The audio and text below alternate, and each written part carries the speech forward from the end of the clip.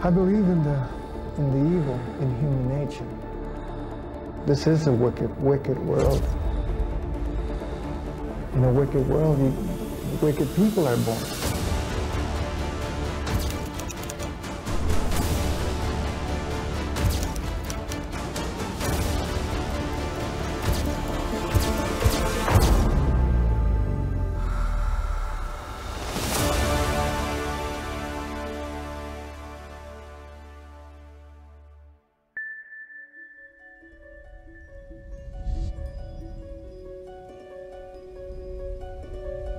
За его поимку обещают вознаграждение в 1,5 миллиона рублей. 11 лет Валерия Андреева ищут по всему миру. На его счету 8 доказанных зверских убийств молодых девушек, пропавших без вести, возможных его жертв больше сотни. Маньяка-дальнобойщика из Орска, скрывающегося под маской примерного семьянина, разыскивает даже Интерпол. Идеальный портрет идеального маньяка.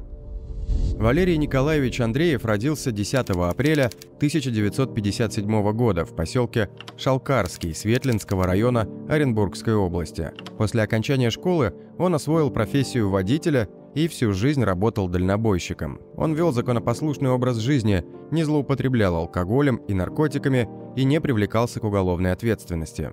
В семейной жизни тоже все было гладко. Валерий женат и имеет 2 сыновей. Несмотря на то, что большинство из его друзей, родственников и знакомых отзывалось о нем крайне положительно, в то же время ряд его коллег и сослуживцев заявляли о том, что с середины 2000-х годов Андреев испытывал проблемы с коммуникабельностью и пребывал в состоянии психологического дискомфорта, из-за чего ограничил общение с коллегами и предпочитал во время дальних рейсов работать без напарника и вне караванов. Тела из лесополосы. 18 декабря 2010 года в Оренбургском районе Оренбургской области около 17:00 15-летняя Эльвира Молдобекова вышла из школы искусств в поселке Неженка в село Каменозерное. После занятий девочка позвонила маме и сказала, что собирается домой, но через час ее мобильный телефон отключился. Родители забеспокоились и обратились к участковому.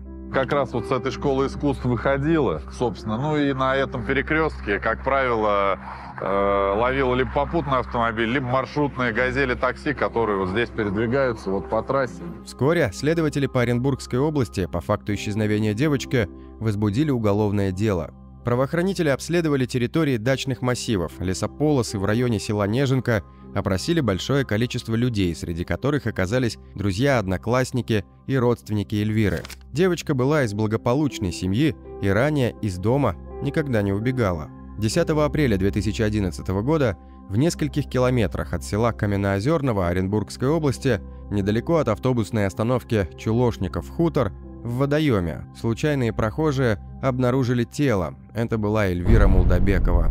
Рядом был обнаружен мужской тапок и протектор от колес грузового автомобиля. На опознании родители подтвердили, что это их дочь. Криминалисты дали заключение, что перед смертью девушка была изнасилована. На шее были обнаружены следы, свидетельствующие также об удушении. А с момента похищения до момента убийства прошло около суток. Не могла понять, что на такого ребенка можно руку поднять. В ходе осмотра лесопосадки один из участников разыскных мероприятий сделал шаг и услышал, как что-то хрустит под ногами. Он опустил голову и увидел человеческие кости. Соответственно, были они обнаружены как с этой стороны полотна, то есть они были разбросаны, так и со стороны, противоположной стороны. Так удалось обнаружить останки Гузели Калтаевой. 2 сентября 2011 года около 18:00 20-летняя девушка позвонила домой и сказала о том, что возвращается с Комсомольской площади города Орска после дня рождения в село Тасбулак Новоорского района, но до дома она так и не доехала. Со слов сестры пропавшей девушки, на праздновании видели пьяного молодого человека, который приставал к Гузель, но та дала ему отпор.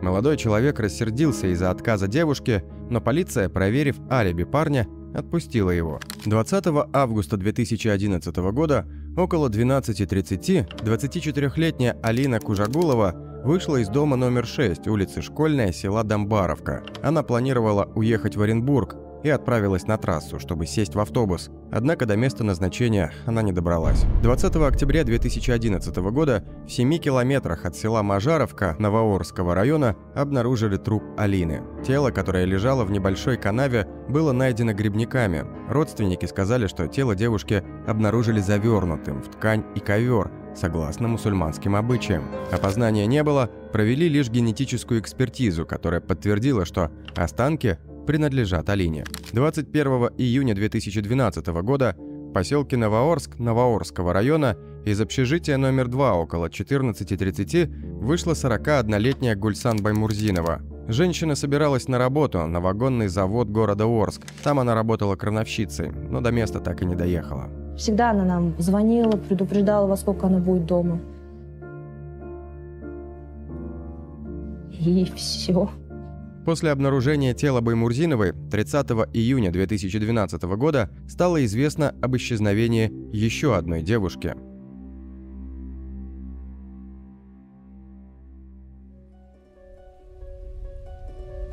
Тем субботним вечером 18-летняя Ольга Журавлева должна была встретиться с подругой. Следователи, которые вели ее поиски, позже восстановили всю хронику событий. 20:50. Девушка вышла из дома. Поселок Победа, район на окраине Орска, от основной территории города отделен большими промзонами. Оля должна была добраться из Победы на городском автобусе или маршрутке в центр города. 21:10. Журавлева набирает номер подруги, сообщает, что транспорта нет, пробует поймать попутную машину. 21:20. Еще один звонок подруге с сообщением «Все хорошо, села, скоро буду». Но на месте встречи, на площади у Центрального парка, девушка так и не появилась. Последний раз Ольгу удалось зафиксировать на остановке завод Чкалова, где она села в неизвестную машину. 21:40. Подруга сама перезванивает Ольге Журавлевой, но ее телефон выключен. Примерно через 20 минут подруга позвонила повторно, но телефон уже был недоступен. Ольга должна была вернуться домой к полуночи, но так и не приехала. Родственники забили тревогу, потому что ранее девушка всегда предупреждала, если задерживается. К утру им удалось связаться с подругой, которая рассказала о произошедшем, после чего они обратились в правоохранительные органы. Вот на этой остановке завод имени Чкалова. Безвестно исчезла Журавлева Ольга Юрьевна. Внедорожник белого цвета проехал несколько метров мимо нее, развернулся и подъехал сюда с предложением подвезти эту девушку. Она согласилась и практически сразу села в его автомобиль на переднее сиденье. Следствие активно занималось поисками. Родственники Ольги также участвовали, ездили по поселку и просматривали камеры видеонаблюдения в поисках машины, в которую села девушка. Собралась очень большая группа волонтеров, которые помогали именно каких-то предметов. Мы обыскивали районы, то есть большое количество людей откликнулись.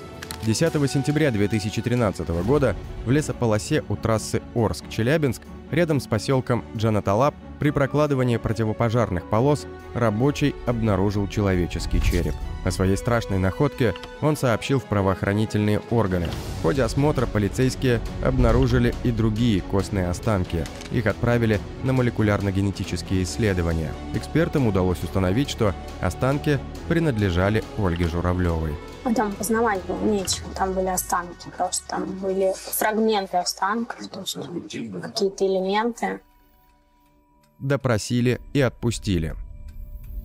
Известие о гибели девушки не прекратило поиски, и в какой-то момент они дали результат. Оказалось, что случайная прохожая видела, как незадолго до исчезновения Ольга садилась в белую машину необычной формы. Она категорически была против вообще работы со следственным, потому что боялась за своих детей. Мы, наверное, дня 2 ее уговаривали. По камерам наблюдения на дороге номер автомобиля вычислить не удалось, зато удалось увидеть марку. Это был кроссовер SsangYong. По имеющимся базам данным установили, что в нашем регионе таких автомобилей 11, на территории города Орска всего лишь 1 автомобиль.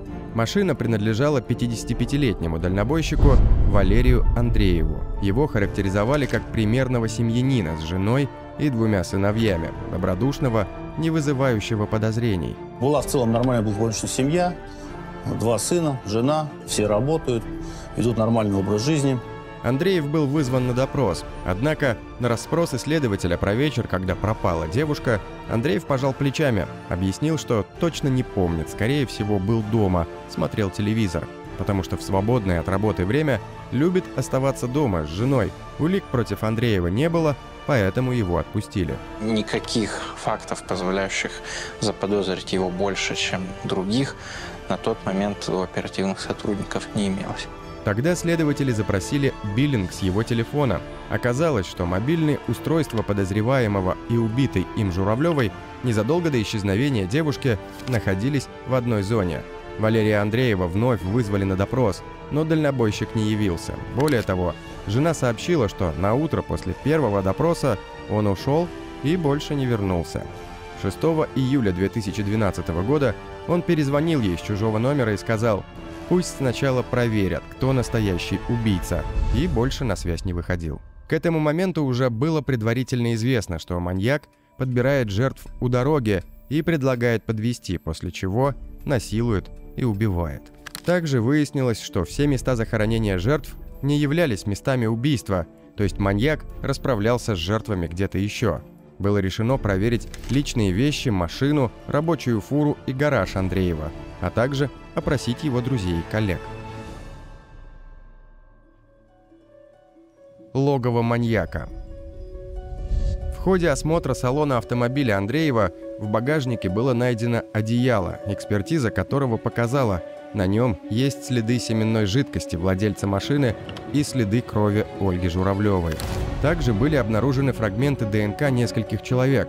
Позже будет установлено, что они принадлежали нескольким пропавшим девушкам. В багажном отсеке находилось одеяло. Были обнаружены как следы спермы самого Андреева, так и следы крови, собственно, которые принадлежность идентифицирована была Журавлева. Но самые страшные находки ожидали следователей в гараже Андреева. Соседи по гаражному кооперативу рассказали, что Андреев регулярно белил гараж изнутри. Это показалось следователям подозрительным фактом. Поэтому было решено снять верхний слой краски. Увидев стены, сотрудники поняли, что это и есть логово зверя, место убийств и изнасилований. То есть он на протяжении многих лет совершал преступления, а следы постепенно в гараже затирал, замазывал. Вся поверхность стен была покрыта различными пятнами и брызгами крови. Андреев не просто убивал девушек, он издевался над своими жертвами, насиловал, держал в заточении, после чего душил и вывозил тела за город. Допрос коллег Андреева, в свою очередь, показал, что в последнее время мужчина стал нелюдимым, а в его фуре они часто видели женские вещи – заколки, помады, другие детали одежды, а также презервативы. Все это водители объясняли просто. Наверняка дальнобойщик пользуется услугами проституток. Жертвы преступника. Расправы орского маньяка над жертвами, останки которых находили в лесополосах вдоль трасс, следователи довольно быстро связали в серию и начали поиск подозреваемых. Предполагаемые жертвы преступника. 29-летняя Дарья Фадин вышла к родителям в село Мустаев 9 сентября 2010 года. Девушка звонила с Новосергиевки, была в магазине. Вышла поймать попутку, но домой так и не доехала. Родные говорят, что им приходило сообщение с неизвестного номера. Они вычислили, что телефонный код турецкий, но в полиции им якобы заявили, что такого номера и вовсе не существует. 22-летняя Айжан Уркумбаева. Девушка выехала утром в Орск, купила себе платье на выпускной вечер, торопилась домой.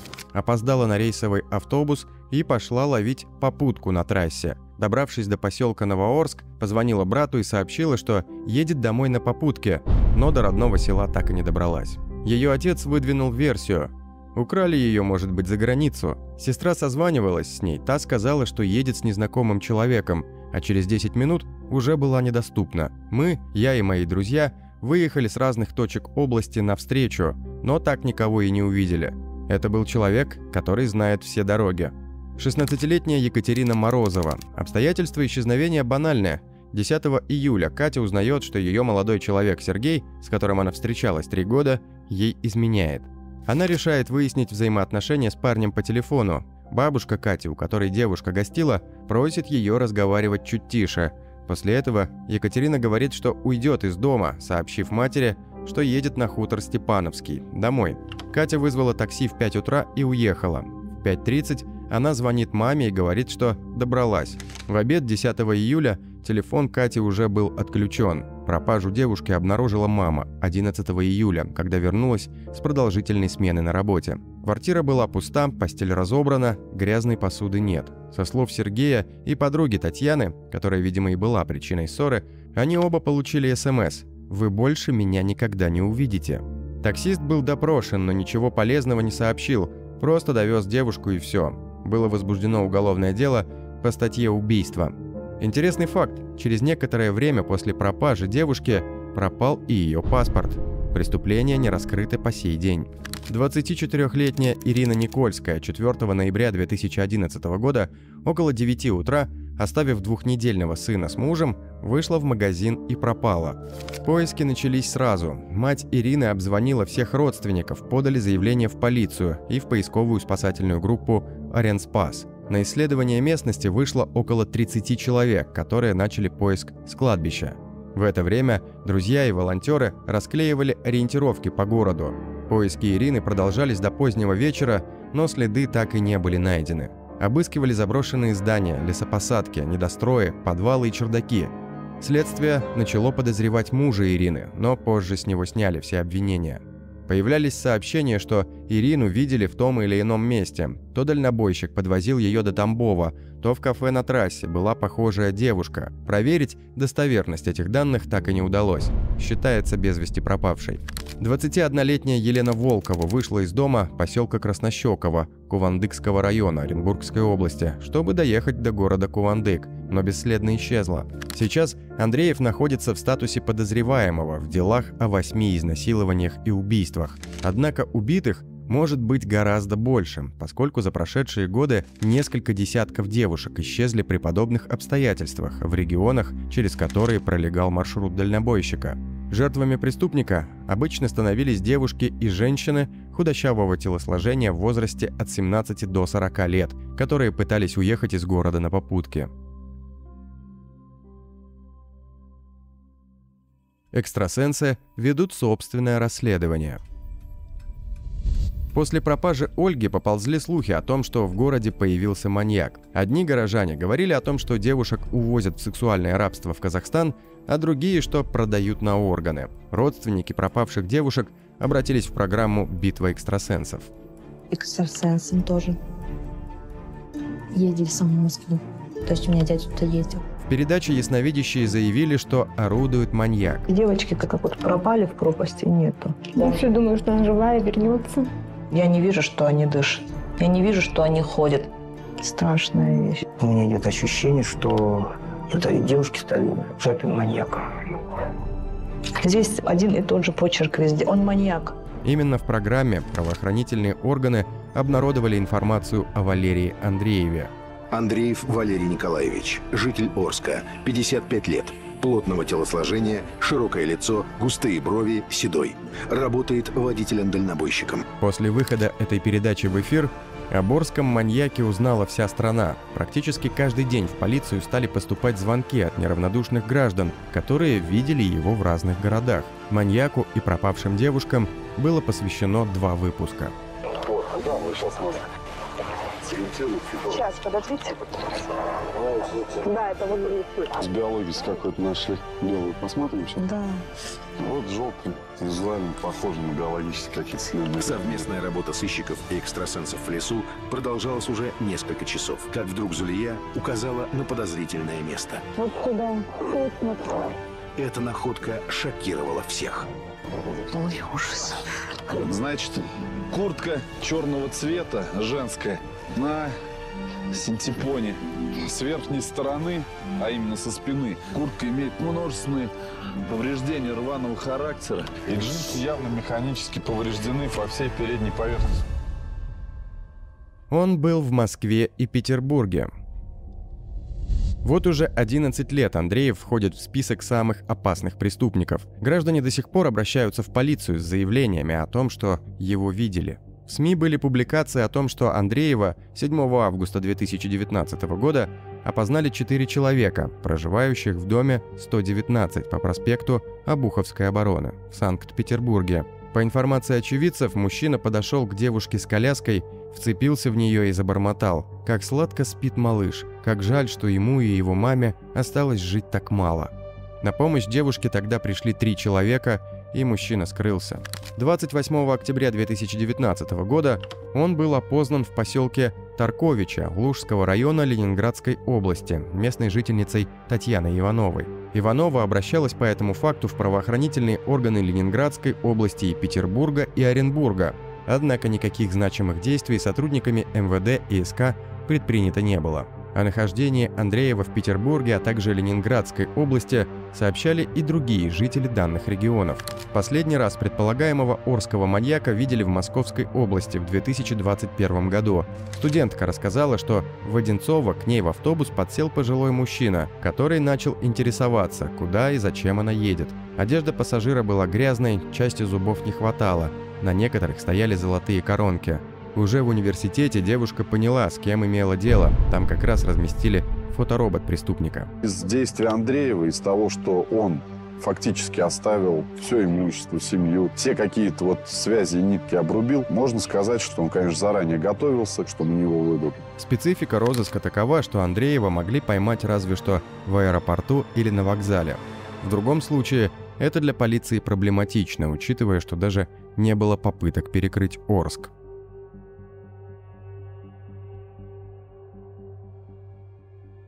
Убийца за миллион. В конце 2019 года, после 7 лет поисков, розыском Андреева занялся Интерпол. К Международному дню борьбы за ликвидацию насилия в отношении женщин Интерпол подготовил список из 8 международных беглецов, разыскиваемых за предполагаемые преступления против женщин. Валерий Андреев возглавил этот список преступников. Следствие не отрицает того, что на данный момент Андреев мог скончаться или радикально изменить внешность. За помощь в поимке опасного преступника объявлена награда в 1 миллион рублей, а губернатор Оренбургской области назначил сумму в 500 тысяч рублей дополнительно. Насколько известно, Валерий Андреев сохранял личные вещи своих жертв. Для маньяка такая коллекция имеет огромное значение. Можно предположить, что свою коллекцию Андреев прихватил с собой и все это время хранит ее где-то рядом. Эксперты по психиатрии и бывшие исследователи, принимавшие участие в поисках серийных убийц, отмечают, что 8 убийств, за которые Андреева разыскивают и сегодня, могут быть лишь отправной точкой в его криминальной истории. Реальное количество жертв орского потрошителя может приближаться к 100. Примерно столько женщин пропало с начала нулевых в 2 областях, между которыми совершал рейсы дальнобойщик-убийца. Но как же орский маньяк не попал в поле зрения следователей раньше? Причиной тому может быть феномен нормальности. Частая проблема при поиске маньяков. Главная проблема в том, что человек может имитировать нормальность. У психики есть для этого множество механизмов. Продолжаться это может довольно долго, а у Сергея Ткачева, известного маньяка, на счету которого не менее 37 убийств, это явление наблюдалось на протяжении 20 лет. У Андреева этот механизм может действовать и сегодня. Он может жить среди обычных людей и ничем не выделяться. Особые приметы орского чудовища. Внимательно вглядитесь в это фото. Этот жестокий преступник долгое время действовал на территории Орска и его окрестностей, зверски убивая молодых девушек. Валерий Андреев, на вид 60-65 лет, имеет средний рост 173 см и невзрачную внешность, плотного телосложения, лицо овальное, волосы темные с проседью, губы тонкие, волосы коротко стриженные. Особые приметы: на верхней челюсти слева и справа с 1 по 4 зуб коронки желтого металла, на нижней челюсти слева и справа с 5 по 7 зуб такие же коронки желтого металла. На животе шрам после операции из-за язвы желудка.